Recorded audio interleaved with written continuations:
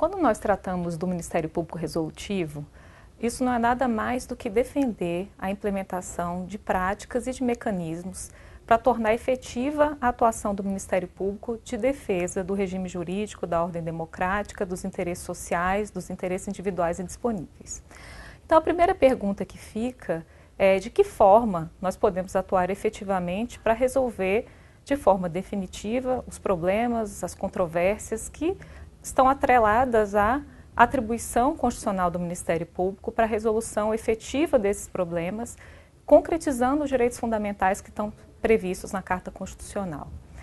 Será que a forma como nós temos classicamente atuado antes da Constituição e mesmo após a Constituição, alimentando o ciclo de permanecer no nosso gabinete, aguardar a chegada de representações e, a partir daí, instaurar notícia de fato, expedir ofício, instaurar procedimento investigatório e ajuizar uma ação que muitas vezes nem é acompanhada e não chega a seu final?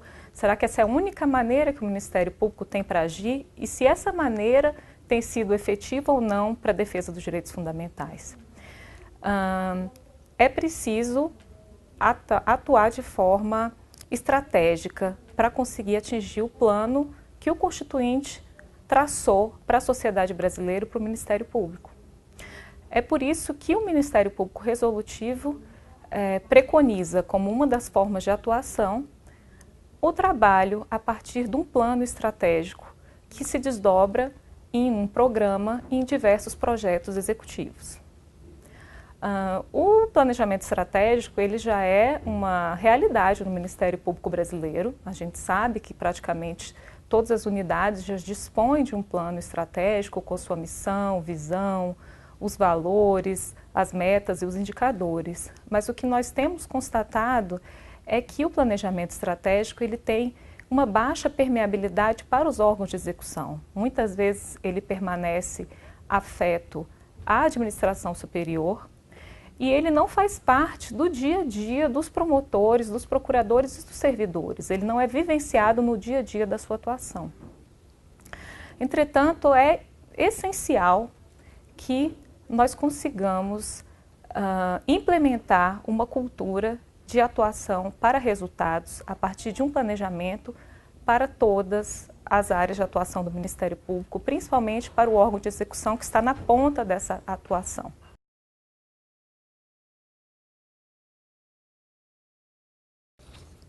Primeiramente, a gente tem que ter a visão de que o planejamento estratégico ele é a consolidação do princípio da unidade. A unidade, então, ela passa a ser vista como ação.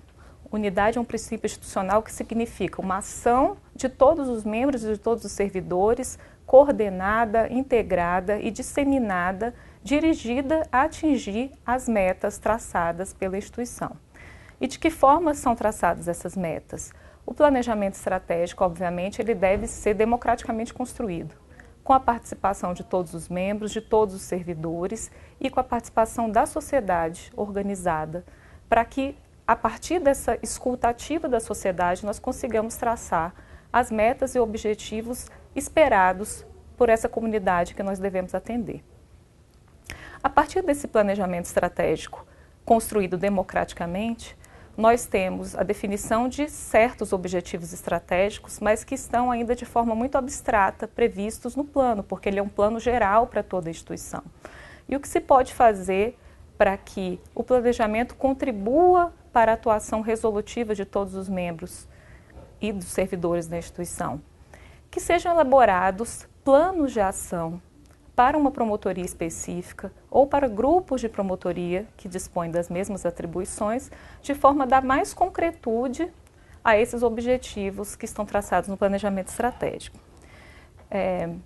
Para melhor entendimento, nós podemos utilizar um exemplo, por exemplo, das promotorias de defesa do patrimônio público. Em relação à missão das promotorias de defesa do patrimônio público, nós temos normalmente ao menos 2 objetivos estratégicos previstos no grande plano, que seria corrupção combatida, patrimônio público protegido. De que forma essas promotorias no seu dia a dia vão conseguir atingir esses objetivos se não for traçando um plano para dar mais concretude?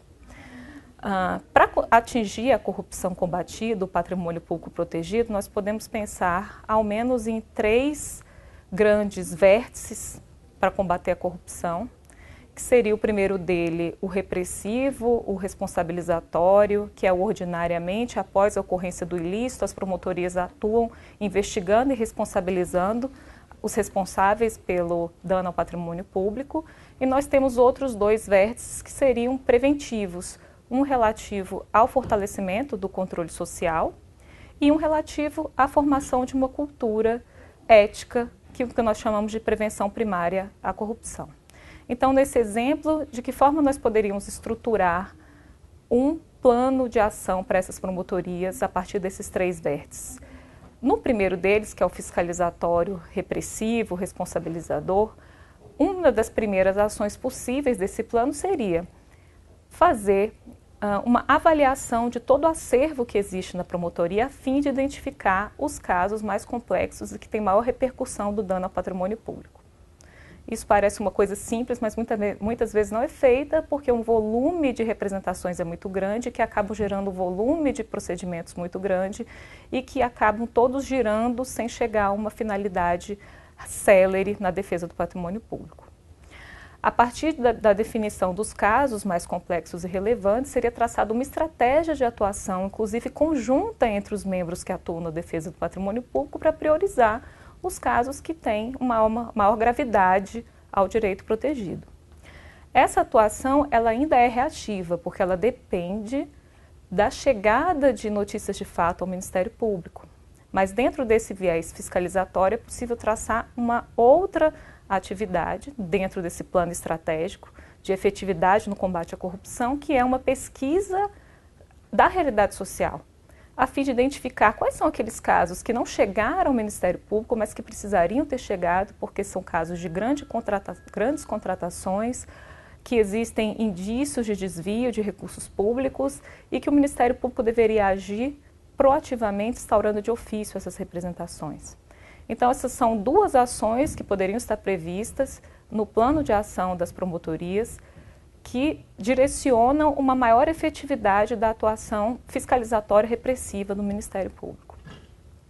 Pensando nos outros 2 vértices de combate à corrupção, que seria o fortalecimento do controle social e mesmo a formação de uma cultura ética, nós podemos pensar num projeto. Até aqui estávamos falando de ações, agora a gente já pode falar num projeto estruturado, que vai ter um objetivo específico que poderia ser, por exemplo, uma avaliação dos portais de transparência dos órgãos públicos e uma fiscalização de forma a obter uma melhor qualificação das informações disponíveis desse portal, porque isso dificulta a ocorrência de ilícitos à transparência, facilita o controle social, porque as informações são disponíveis, e esse projeto poderia resultar, então, numa diminuição, numa prevenção dos ilícitos relativos à corrupção. Esses são exemplos simples do que poderiam, de que forma poderia ser estruturado um plano de ação de uma promotoria, por exemplo, de patrimônio público.